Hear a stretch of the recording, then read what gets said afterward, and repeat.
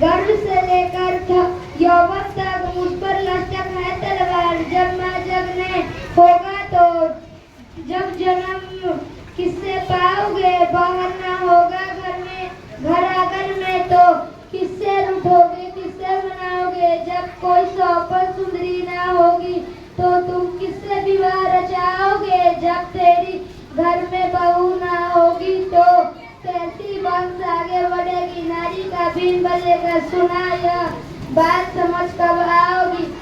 तो यह कैसी लगी मजेदार कविता हुआ के बाद? क्यों मजेदार? मुझे नहीं लगी मजेदार कविता। अरे कोई है क्या? जरा मैं कुछ दिनों के लिए बाहर चली गई थी, इसलिए यहाँ नहीं आ पाई।